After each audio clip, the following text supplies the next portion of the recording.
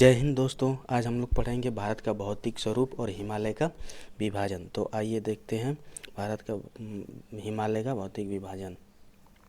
तो देखिए भारत का भौतिक स्वरूप, देखिए भारत के धरातल बहुत विविधता पाई जाती है। कहीं पर पठार तो कहीं पे पठार तो कहीं पे भारत के धरातल पर बहुत विविधता पाई जाती है। कहीं पर पठार है तो कहीं पर ऊंचे ऊंचे पर्वत हैं, कहीं पर समतल मैदान। कहने का मतलब भारत के संपूर्ण क्षेत्रफल का 10.7% पर्वतीय भाग है। ठीक है, भारत के जो ये 10.7% है तो वहाँ पे पर्वतीय भाग है और 18.6% पहाड़ीय क्षेत्र है और 27.7% पठारीय क्षेत्र है और 43% मैदानी भाग है। अगर इसकी भौतिक संरचना के धरातल के रूप के अनुसार भारत को 5 भागों में बांटा गया है। अगर भारत की धरातलीय संरचना के आधार के रूप में देखा जाए तो भारत को 5 भागों में बांटा गया है। वो कौन सा है? उत्तरी पर्वतीय क्षेत्र, विशाल मैदान, प्रायद्वीपीय पठार, मरुस्थलीय प्रदेश और समुद्र तटीय मैदान। उत्तरी पर्वतीय क्षेत्र क्या होता है? तो जिसको हम लोग अभी पढ़ेंगे, उत्तरी पर्वतीय क्षेत्र का जो भाग है उसको हम लोग अभी पढ़ने वाले हैं। और ये विशाल मैदान है, तो विशाल मैदान समझ लीजिए जो यूपी, बिहार, पश्चिम बंगाल में जो ज़्यादातर खेती होती है उसी को कहते हैं विशाल मैदान। और प्रायद्वीपीय भारत प्रायद्वीपीय पठार किसको बोलेंगे? तो प्रायद्वीपीय पठार है जो दक्षिण भारत के क्षेत्रों में आता है, उसको प्रायद्वीपीय पठार बोलते हैं। और मरुस्थलीय प्रदेश जानते ही हैं, राजस्थान वाले क्षेत्र में। और समुद्री तट मैदान करने का मतलब कि जो पश्चिमी एक छोर है और एक पूर्वी छोर पे। पश्चिमी छोर अगर देखा जाए तो गुजरात और महाराष्ट्र, कर्नाटक, केरल और इधर गोवा के साइड में होता है। और पूर्वी छोर देखा जाए तो आंध्र प्रदेश, उड़ीसा और तमिलनाडु के छोर को कहेंगे समुद्री तट मैदान। ठीक है, तो ये बातें समझ में आ गई होगी। आगे देखते हैं उत्तर का पर्वतीय क्षेत्र, या उसी को कहते हैं हिमालय का पर्वतीय क्षेत्र। तो इसको 4 भागों में बांटा गया है। अगर इसको ओवरव्यू अभी दे रहे हैं, इसके बारे में डिटेल से आके देखते हैं। पहले इसको ये समझ लीजिए कि भारत का जो हिमालय है या जो हिमालय का विस्तार है तो उसको 2 तरह से पढ़ा जाता है। एक उत्तर से दक्षिण का विभाजन और एक पूरब से पश्चिम का विभाजन। ठीक है, तो पहले देखते हैं हम लोग उत्तर से दक्षिण का विभाजन। तो उत्तर से दक्षिण का विभाजन 4 भागों में बांटा गया है। पहला है ट्रांस हिमालय, दूसरा है बृहद हिमालय और तीसरा है मध्य हिमालय और चौथा है शिवालिक हिमालय। जो आपको यहाँ पे दिख रहा होगा, जो काले रंग से यहाँ पे पहाड़ी की श्रृंखला बनाई गई है, जो वो ट्रांस हिमालय है। और फिर ये देखिए, ये बृहद हिमालय और ये लाल हिमालय, मध्य हिमालय और ये है शिवालिक हिमालय।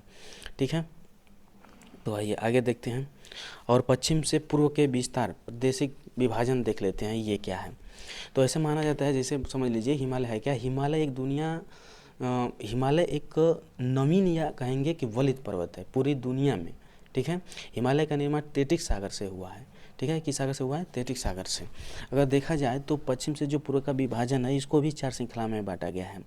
जो यहाँ से अगर देख रहे हैं तो अगर यहाँ से ये देख रहे हैं चीज़ें, तो ये जो चीज़ें हैं ये कौन सा हिमालय? पंजाब हिमालय और कश्मीर हिमालय इसको बोलते हैं। और ये दूसरा वाला ये क्षेत्र है, ये है कुमायूं हिमालय।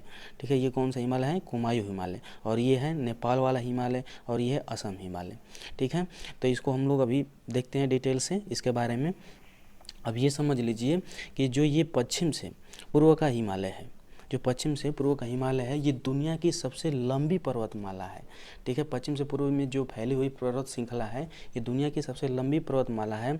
अगर इसकी लंबाई की बात कर लें तो 2500 किलोमीटर है। ज़्यादातर किताबों में 2400 दिया है, लेकिन वो सही नहीं है, 2500 ज़्यादा सही है, क्योंकि ज़्यादा वैज्ञानिकों का मानना है कि 2500 किलोमीटर ज़्यादा है। अगर ऐसे ही चौड़ाई की बात कर लीजिए, जो ऊपर दक्षिण से उत्तर, उत्तर से दक्षिण की बात कर लें तो 160 से 400 किलोमीटर तक फैली हुई है। हिमालय की लंबाई 2500 किलोमीटर समझ गए। और सबसे पश्चिमी चोटी नंगा पर्वत और सबसे पूर्वी चोटी नामचा बरवा है। जो आगे हम लोग देखेंगे उसको डिटेल के रूप में जब देखेंगे तब देख लेंगे कि वो क्या चीज़ें हैं। ठीक है, तो आइए आगे देखते हैं आगे क्या है। तो पहला देखिए, पहला क्या है? ट्रांस हिमालय। तो ट्रांस हिमालय देखिए क्या है। ट्रांस हिमालय देखिए, यह हिमालय का सबसे प्राचीन भाग है। यहाँ पर वनस्पतियों का अभाव है। इसके अंतर्गत काराकोरम, लद्दाख, जास्कर, पीर पंजाल पर्वतश्रेणियाँ आती है। भारत में सबसे ऊंची चोटी केटू गाडविन ऑस्टिन और केटू को ही गाडविन ऑस्टिन बोलते हैं। इसकी ऊंचाई कितनी है? तो इसकी ऊंचाई है 8611 मीटर। काराकोरम पर्वत श्रेणी की सबसे ऊंची चोटी है। अच्छा, ये देख लेते हैं जो ये लिखा है, यह हिमालय भारत का सबसे प्राचीनतम भाग है और यह वनस्पतियों का अभाव है। यहाँ वनस्पतियों का अभाव करने का मतलब कि यहाँ जितने भी पर्वत श्रृंखलाएँ हैं उन पे पूरे साल भर हिम से आच्छादित यानी हमेशा बर्फ से ढका रहता है, इसलिए यहाँ पे वनस्पतियों का अभाव है।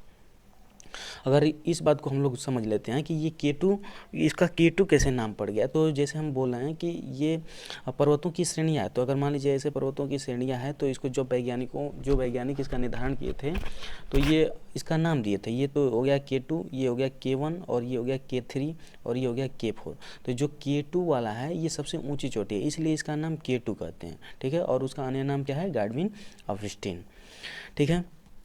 नीचे देख लीजिए, और नीचे है लद्दाख, ये है लद्दाख श्रेणी। तो लद्दाख श्रेणी माउंट राकापोसी लद्दाख श्रेणी की सर्वोच्च चोटी है। इस चोटी की ढाल विश्व में सर्वाधिक तीव्र मानी जाती है। तीव्र कहने का मतलब कि ये देख लीजिए, जब ऐसी आकृति बनाएंगे तो ये पूरा ढालान, जो ये ढाल होता है, अगर ऐसे अगर ऊपर से कोई गिरे तो सीधा नीचे आएगा, तो इसलिए इसको तीव्र, ठीक है, तीव्र मानी जाती है। तीव्र माने का मतलब कि जैसे अगर शंकु के रूप में ले लिया जाए तो बहुत ऊंचाई तक फैली हुई है, ठीक है। और फिर ये नीचे है जास्कर और फिर पीर पंजाल, ठीक है। तो जास्कर और पीर पंजाल से उतनी चीज़ें नहीं आती हैं, बस इसको ये याद रखिएगा कि ट्रांस हिमालय के श्रेणियों में कौन कौन आता है, तो काराकोरम, लद्दाख, जास्कर और पीर पंजाल, ठीक है। आगे देखते हैं, आगे क्या है, बृहद हिमालय। बृहद हिमालय के अन्य नाम से भी जानते हैं हिमाद्री हिमालय, सर्वोच्च हिमालय और महान हिमालय के भी नाम से जानते हैं।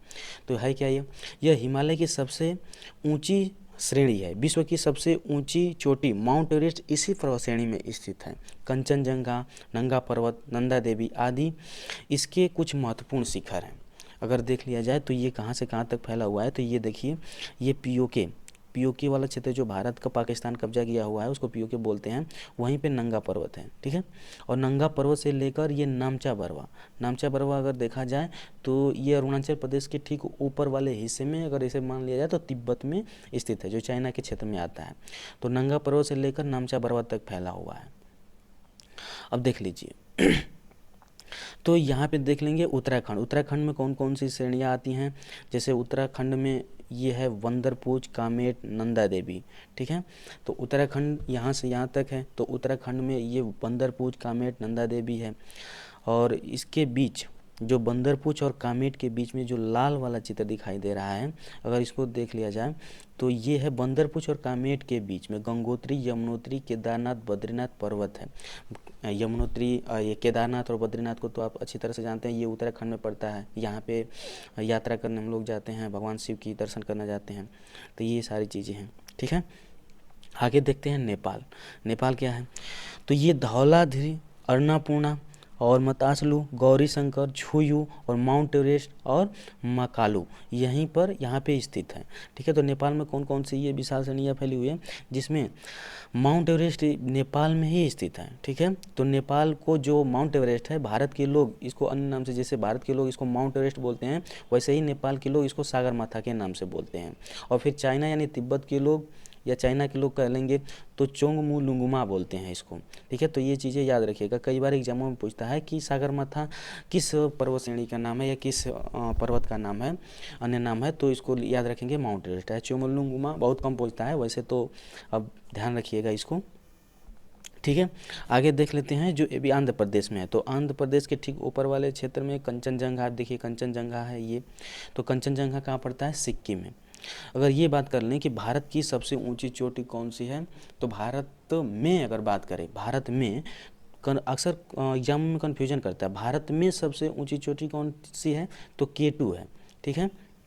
कौन सी है, K2। लेकिन अगर भारत की सबसे ऊंची चोटी बात करें तो कंचनजंगा। अब K2 क्यों है, K2 ये भारत की सबसे ऊंची चोटी तो है, लेकिन वहाँ पे पाकिस्तान का कब्जा हुआ है, ठीक है, पीओके में पड़ता है, इसलिए ये भारत की सबसे ऊंची चोटी ना मानकर कंचनजंगा को मानते हैं। अभी कंचनजंगा तो सिक्किम में है, तो ये भारत के कब्जा में है, इसलिए इसको भारत की कहेंगे और उसको भारत में कहेंगे। तो एग्जाम में जब भी आए कि भारत की सबसे ऊंची चोटी तो कंचनजंगा लगाएंगे, और भारत में सबसे ऊंची चोटी पूछे तो K2 लगाएंगे, ठीक है। ये बात को ध्यान रखिएगा। आगे देखते हैं मध्य हिमालय, और इसी का नाम है लघु हिमालय। तो हिमालय का यह भाग पर्यटन के लिए मशहूर है और यहाँ की औसतन ऊंचाई 1800 से 3000 मीटर है। इसी के पास शिमला, कुल्लू मनाली, मसूरी, नैनीताल और डलहौजी, रानीखेत आदि जैसे प्रमुख पर्यटन स्थल हैं। कहा जाए तो हिमालय का सबसे पर्यटन और मशहूर है, मतलब टूरिज्म के लिए ये जाना जाता है, ये क्षेत्र बहुत ही मशहूर है। इसका नाम सुने ही होंगे, शिमला जो हिमाचल प्रदेश की राजधानी है, यहाँ पे घूमने लायक होता है। कुल्लू मनाली हिमाचल प्रदेश में पड़ता है, बहुत ही अच्छा चीज़ें हैं वहाँ पे घूमने लायक है, बहुत ही सुंदर चीज़ें हैं। और मैसूरी, नैनीताल, इसको देख लिया जाए नैनीताल, तो ये उत्तराखंड में पड़ता है। तो ये सारी चीज़ें कहाँ पे आती हैं, तो ये मध्य हिमालय में आती हैं। ठीक है, यहाँ की ढालों पर छोटे छोटे घास के मैदान पाए जाते हैं, जिन्हें कश्मीर में मर्ग कहते हैं, जैसे सोनमर्ग, गुलमर्ग। ठीक है, तो ये वाले क्षेत्र कहाँ पे हैं, तो ये पड़ते हैं मध्य हिमालय में ही। ठीक है, आइए आगे देखते हैं। आगे क्या है, शिवालिक हिमालय। शिवालिक हिमालय को अन्य नाम से जानते हैं ब्रह्म हिमालय या हिमालय। ठीक है, तो यह हिमालय पर्वत का सबसे दक्षिण तथा भौगोलिक रूप में युवा भाग है, जो पश्चिम से पूर्व तक फैला हुआ है। इसकी औसतन ऊंचाई 850 से 1200 मीटर है। इसका विस्तार कहाँ से है, पाकिस्तान के सोलोमन पहाड़ी से लेकर और भारत और म्यांमार के बीच में बनने वाली आराकोमा पर्वत है। ठीक है, कौन सा पर्वत है, तो ये आराकोमा पर्वत है। अब ये देखिए, ये वाला क्षेत्र अगर देखेंगे तो थोड़ा सा इधर ले लेते हैं मैप को और तो बताते हैं। देखिए यहाँ पे हो जाएगा पाकिस्तान वाली पहाड़ी जो थी सुनेमुल पहाड़ी, और यहाँ पे जो भारत का, ये भारत और नेपाल के जो बीच में है वो वाला पर्वत पड़ता है। ठीक है, तो उसको क्या बोलते हैं, आराकाम पर्वत। और देखिए यहाँ पे थोड़ा सा ये वाला अगर क्षेत्र देखा जाए तो ये वाला पड़ता है अफ़गानिस्तान में, जिसको हिंदुकुश पर्वत के नाम से जानते हैं। ठीक है, तो इसको याद रखिएगा। अब देखिए इस क्षेत्र में अनेक समतल घाटियां हैं, जिन्हें दून और द्वार कहते हैं, जैसे हरिद्वार और देहरादून। दून मतलब देहरादून, द्वार मतलब हरिद्वार, इसी क्षेत्र में पड़ता है, तो इनको याद ध्यान रखिएगा। ठीक है, आगे चीज़ें समझ लेते हैं कि कई बार एग्जामों में क्वेश्चन पूछता है तो हम लोग समझ नहीं पाते हैं और नहीं बता पाते हैं। इसको देख लीजिए, ट्रांस हिमालय और बृहद हिमालय के बीच के जो क्षेत्र है, ट्रांस हिमालय और बृहद हिमालय के जो बीच का क्षेत्र है उसको क्या बोलते हैं, जो ट्रांस हिमालय और बृहद हिमालय के जो बीच में है उसको सचर जोन बोलते हैं। क्या बोलते हैं, सचर जोन। और वैसे ही बृहद हिमालय और मध्य हिमालय के बीच को मेन सेंट्रल थ्रस्ट बोलते हैं। और फिर मध्य हिमालय और शिवालिक हिमालय के मध्य के बीच को मैन सीमान दर्रा बोलते हैं, मैन सीमान दर्रा। अब इसको याद कैसे रखेंगे, तो देखिए शरीर का जो ऊपर वाला क्षेत्र होता है उसको सर बोलते हैं, तो इससे याद रखेंगे कि ट्रांस हिमालय और बृहद हिमालय ऊपर है ट्रांस हिमालय और नीचे बृहद हिमालय, तो उसके बीच में शरीर यानी सर, तो सर से याद रखेंगे सर जोन। और ठीक है, और बीच में मेन सेंट्रल समझ ही रहे हैं शरीर का कौन सा भाग होता है, मेन सेंट्रल। तो ये बृहद हिमालय और मध्य हिमालय के बीच में है, और इसको याद रखेंगे मैन सीमान दर्रा। ये कहाँ पे है, तो मध्य हिमालय और शिवालिक हिमालय के बीच में है। ठीक है, आगे देखिए, हिमालय का पश्चिमी से पूर्व विभाजन। ठीक है, अभी तक पढ़ रहे थे हम लोग हिमालय का उत्तर से दक्षिण का विभाजन, अब पढ़ेंगे हिमालय का पश्चिम से पूर्व विभाजन, प्रादेशिक विभाजन के हिसाब से। तो जो सर सिडनी बोर्ड थे, जो पश्चिम से पूर्व की ओर हिमालय का विभाजन किया था, कौन थे, तो वो थे सर सिडनी बुराट्स ने पश्चिम से पूर्व की ओर हिमालय का विभाजन किया था। तो किस तरह से, जैसे ये काला वाला क्षेत्र देख रहे हैं इधर, काला वाला क्षेत्र, तो ये पंजाब हिमालय व कश्मीर हिमालय। ठीक है, वो थोड़ा सा बाद इधर देखेंगे हरा वाला, तो कुमायूं हिमालय है। ठीक, उसके बाद देखेंगे लाल वाला, तो ये नेपाल हिमालय है। फिर उसके बाद देखेंगे चौथा, तो असम हिमालय है। अब देखिए, तो आइए देखते हैं पंजाब हिमालय के बारे में। देखिए पंजाब हिमालय क्या है, तो ये पंजाब हिमालय और कश्मीर हिमालय विस्तार सिंधु नदी से सतलुज नदी के बीच का भाग पंजाब कश्मीर हिमाचल का भाग है, इसके अंतर्गत आता है। इसकी लंबाई 560 किमी है। यह जफरना की खेती होती है। और यहाँ पे किसकी खेती होती है, यहाँ पे फोटो में देख रहे होंगे जफरना की खेती। जफरना नहीं समझ में आ रहा होगा, अगर जफरना कहें तो ये जो फूल के बीच में जो वो लाल दिख रहा है उसको केसर बोलते हैं। तो केसर से समझ में आ जाएगा, जम्मू कश्मीर में सबसे अधिक केसर की खेती होती है। ठीक है, तो ये चीज़ याद रखिएगा। आगे देखते हैं कुमायूं हिमालय के बारे में। तो कुमायूं हिमालय क्या है, विस्तार सतलुज नदी से काली नदी के मध्य का भाग, इसका विस्तार मुख्यतः उत्तराखंड में है। इसकी लंबाई 320 मीटर है। ठीक है, और यही क्षेत्र जो नंदा देवी और केदारनाथ बद्रीनाथ आदि प्रमुख चोटियाँ इसी पर है, कुमायूं हिमालय में। ठीक है, कई बार एग्जामों में ये क्वेश्चन पूछता है कि बद्रीनाथ, केदारनाथ, नंदा देवी पर्वत श्रृंखला किस हिमालय के अंतर्गत आता है, तो कुमायूं हिमालय के अंतर्गत आता है।